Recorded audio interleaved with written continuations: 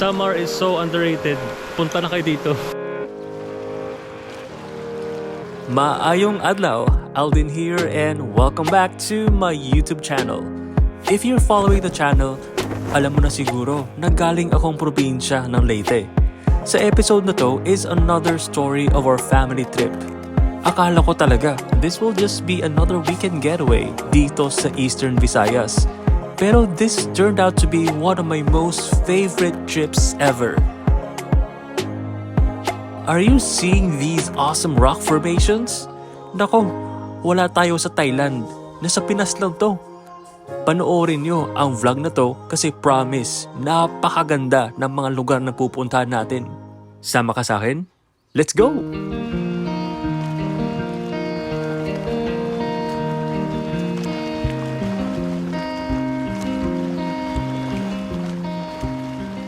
It's time for a quick room tour. Naka-check-in kami ngayon sa kanilang quadruple room. We have here 4 single beds. The 3 beds are here and doon ako nagsistay sa dulo. Hindi ko alam anong meron sa design sa kwarto.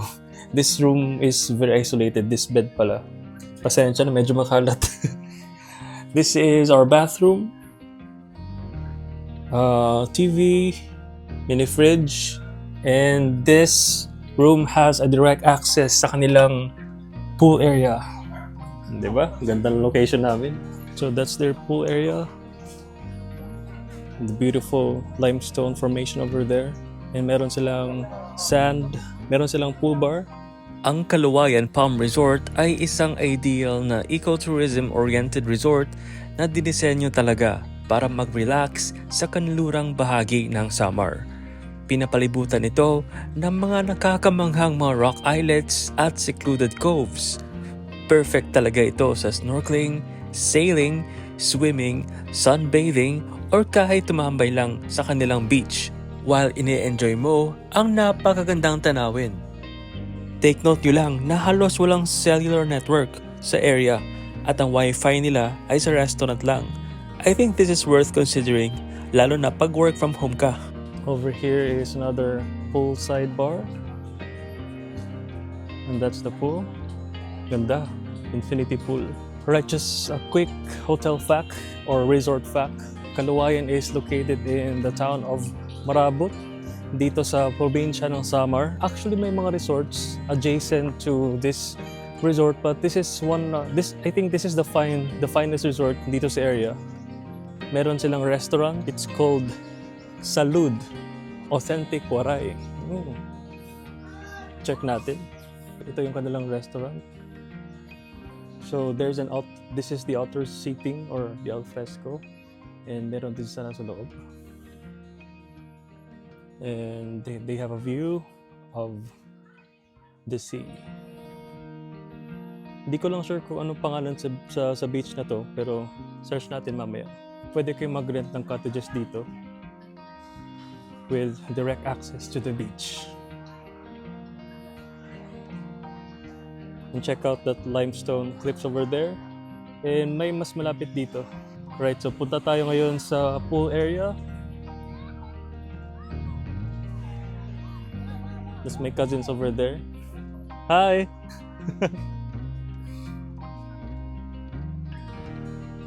Lakad-lakad muna tayo sa kanilang beach area. Actually, yung sand nila dito is hindi white, pero it's very fine. Fine sand. Sarap maglakad. So, yan yung room namin. Actually, behind that door. Tapos, meron kaming direct access sa kanilang swimming pool. And of course, the beach. Sila mama at papa at si tita.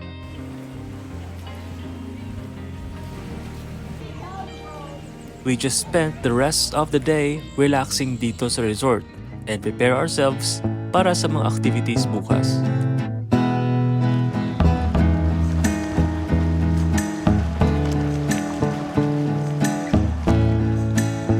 Ang visitor center ng Sohoto Natural Park ay 18 kilometers lang mula sa resort. Halos 30 minuto lang ang travel time natin at hindi ka naman mahihirapang hanapin ito dahil may directional signs. Nandito na tayo ngayon sa Sohoton Natural Park located at Basay, Samar. So, we are at the visitor center. As you can see behind me, ito ang kanilang registration area. And here's a sign, I love Sohoton. Tapos, nandito na mismo ang river. So, we're a family of 10 people. And there is a package for that. Yung lunch namin is 400 pesos per head. Pero yung cost ng tour, the river cruise, kasama na yung entrance fee, and the kayak is around 7,000 pesos. Ipapakita ko mamaya yung actual rate. Ang ganda ng kanilang visitor center.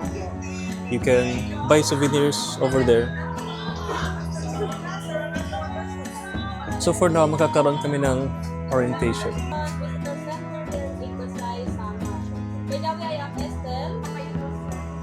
Ito yung group namin, June 23, with food. So ito yung outside view. And yan yung boat na sasakyan namin mamaya. That one. Alright, so sasakyan na kami sa boat. That's our boat.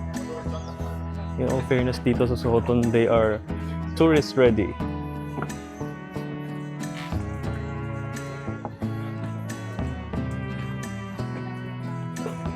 Okay lang po kuya. Yan, ready na food natin.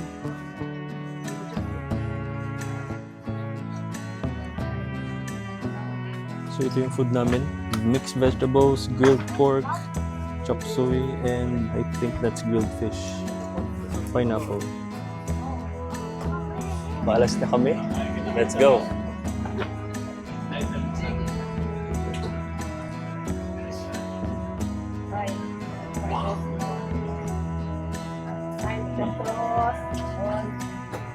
At least dito hindi maingay. Unlike sa mga traditional pumpkins. Nagsimula na nga ang river cruise namin papuntang Sohoton Cave and Natural Bridge. Bakit Natural Bridge? Malalaman mo mamaya. Ang package namin ay may inclusion na tour coordinators, cave guide, at paggamit sa kayak. Kasama na din ang entrance fees at caving gears. Nagbayad lang kami ng 400 pesos per head para sa aming lunch na pre-arranged na din mismo sa kanilang visitor center. Sumakay na kami ng katamaran that accommodates 10 persons na comfortably seated naman. Sa totoo lang, nabighani agad ako sa napakagandang tanawin. Napaka-presko ng hangin at pinapalibutan kami ng malagong kagubatan ng Samar.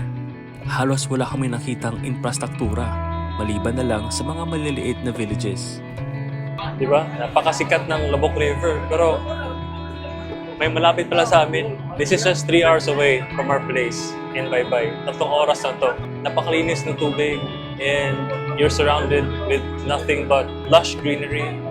Maraming mga nipa palms, coconut trees.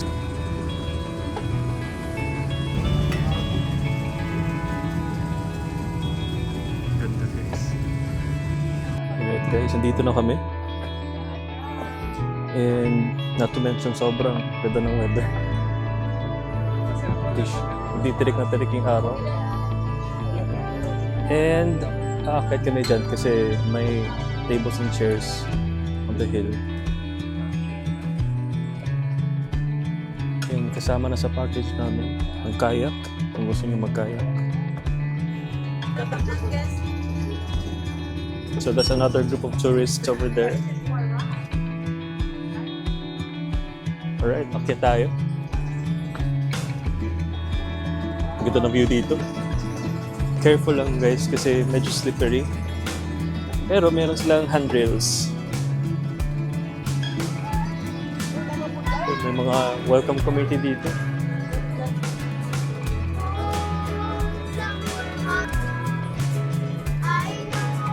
So, but first, wear your safety helmet. According to our guide, hindi naman mahirap mag-caving or spelunking. So, kaya naman ng mga chikiting and seniors. Right? So, papasok na tayo ngayon sa Panhulugan Cave. May kasama kaming tour guide and i-explain niya yung the stories behind the cave, Sohoton.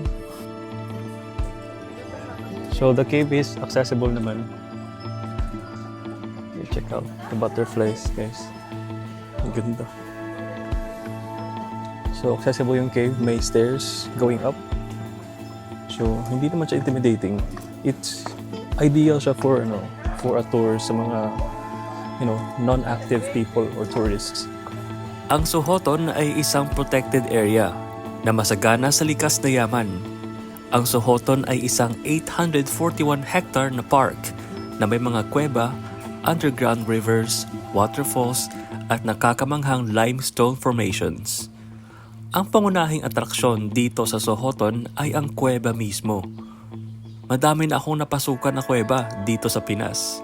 Kamakailan lang ay nag-spelunking pa nga ako sa Sumaging Cave sa Sagada na pinakamalalim sa buong bansa.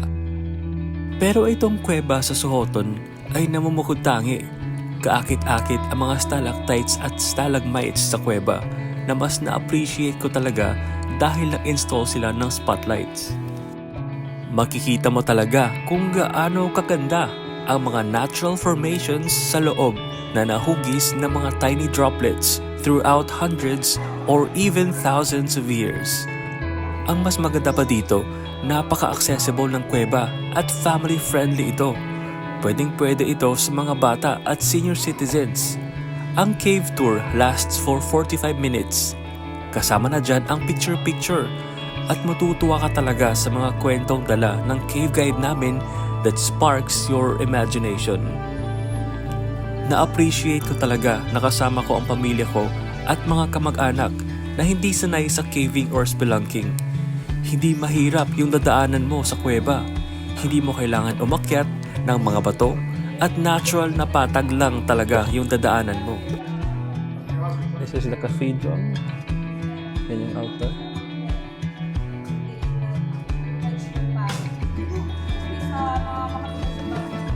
Napasabi talaga ako sa sarili ko na ang Sohoton ay isa sa mga pinakamagandang kuwebang napasukan ko.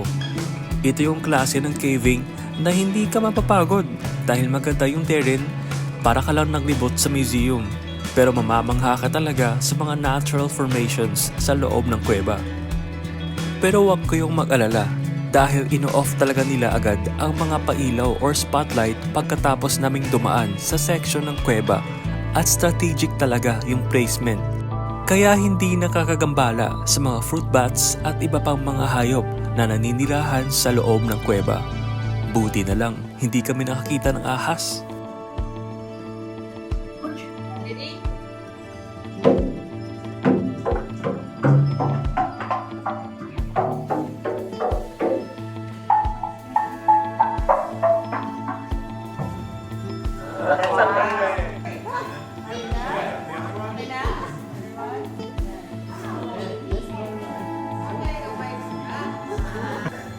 Tawag namin dito yung senior.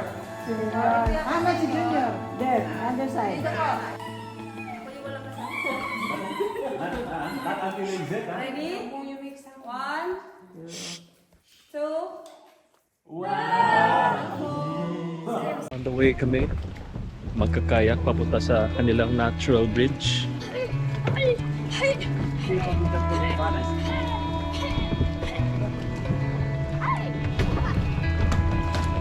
Tumila na yung ulan. Good timing. Alright, pasakay na kami. Kamay mo ba kamay? Here we go. See you in a bit. Nag-lunch muna kami pagkatapos ng cave tour. Pero hindi pa dito natatapos ang mga atraksyon dito sa Sohoton. Kasi sa susunod na mga clips, dito ko na talaga nasabi na bakit hindi ito sikat. Bakit konti lang ang mga nakaalam dito? Sumakay na kami ng kayak papunta sa natural bridge ng Sohoton. Mula sa lunch area namin, mahigit kumulang 25 minutes pa bago makarating sa natural bridge. Nandito na mga kasamahan namin. Medyo malakas yung agos sa tubig. So, hilahin natin. Wala ko sinilas! Asa man? Kapit! Right, next.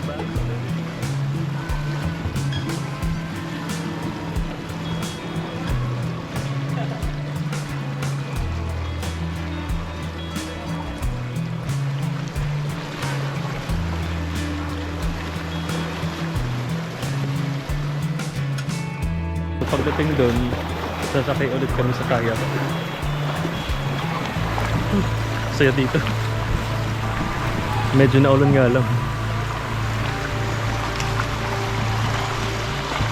And we're back. The only way to access the natural bridge ay sa kanilang kayak lang. The best part, meron talaga silang mga staff na magpapadol or magro-row ng sinasakyan naming kayak. So, hindi siya nakakapagod. All you need to do is sit back and relax.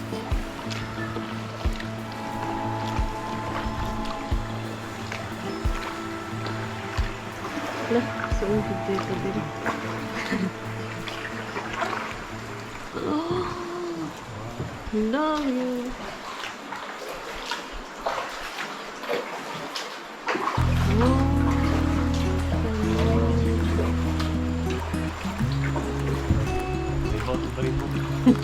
Luto eh. Alright, dito na tayo sa Natural Bridge. Grabe, sobrang ganda. Samar is so underrated. Punta na kayo dito.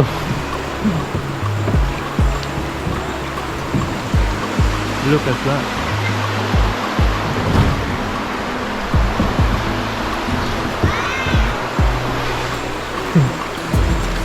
Pindot no?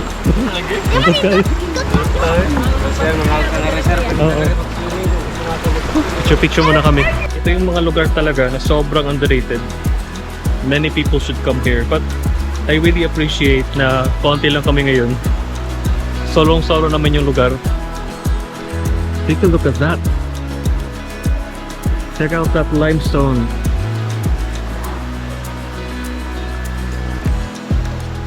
So this is definitely worth the 3-hour drive.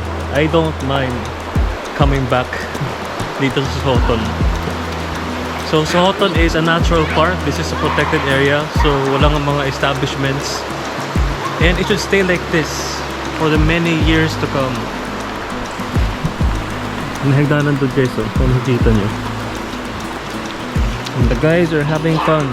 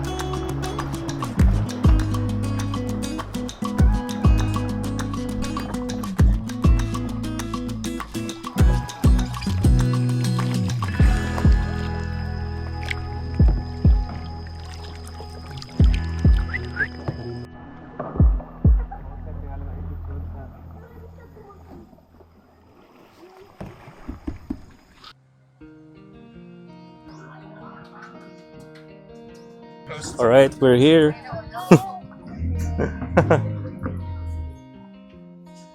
Worth it. Grabe. If you're here in Eastern Visayas, dito sa Samar, you must come here. Sobrang ganda.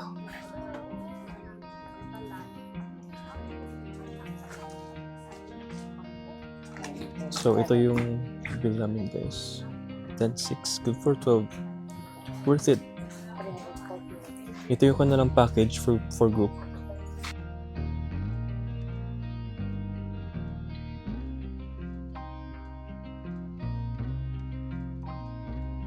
we toured Sohoton Natural Park for around 4 hours. Kasama na yung lunch namin. Grabe. Again and again, super worth it. I've been to many caves in the Philippines in the past 2 years or so. Pero yung Sohoton is easily my favorite cave.